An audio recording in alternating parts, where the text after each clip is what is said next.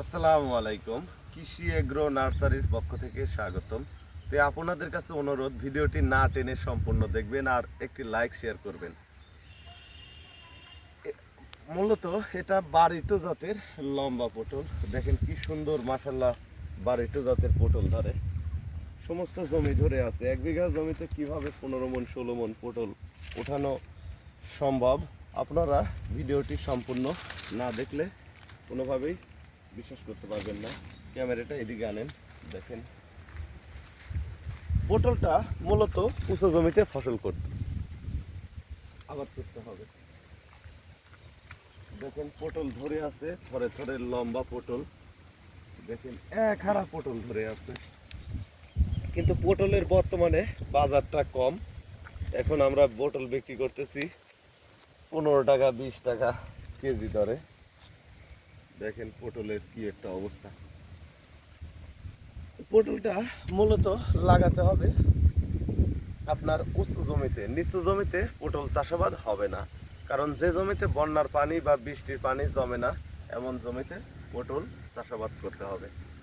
আর পটলটা আমরা যে রোপণ করছি, এটা লাইনে 2 হাত পর পর চারা রোপণ করা আছে, আর মাচা রোপণ করা আছে 4 হাত পর পর।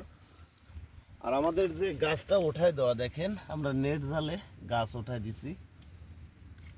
এগুলো মূলত নেটের জালে আমরা গাছ উঠায় দিয়ে দিয়েছি, 2 হাত পর পর গাছ লাগানো। তো এই পটলটা এই দেখেন লাইনে ধরে আছে, মনে হচ্ছে যে ছিঁড়ে ফেলে দেওয়া, কিন্তু না প্রিয় ভিউয়ার্স, শুধু পটল আর পটল ধরে আছে। এটা মূলত কাতি মাসে রোপণ করতে হয়। কাতি মাসে রোপণ করলে সর্বোচ্চ বেটার হয়। আমরা এই যে মাছাটা করেছি, এটা মূলত জিগির লোলা দিয়ে আর হচ্ছে ইয়ে দিয়ে। এই দেখেন ভিউয়ার্স, পটল আর পটল ধরে আছে।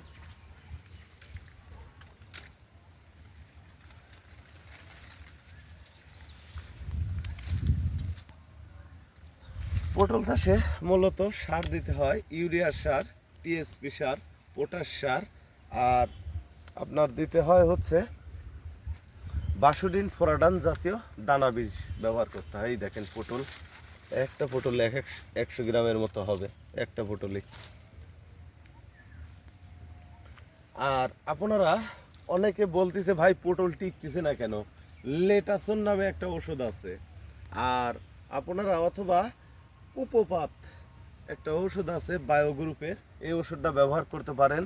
আর বিষের ক্ষেত্রে সাদামাছি যদি আক্রমণ করে, সেক্ষেত্রে আপনারা ওষুধ ব্যবহার করবেন হচ্ছে আপনার 1.8, যে কোনো গ্রুপের করলেই সাদামাছি দূর হয়ে যাবে। তো ভিউয়ার্স, আপনারা পটল চাষাবাদ করতে চাইলেও অক্টোবর নভেম্বর মাসে আমাদের সাথে যোগাযোগ করবেন। আসসালাম।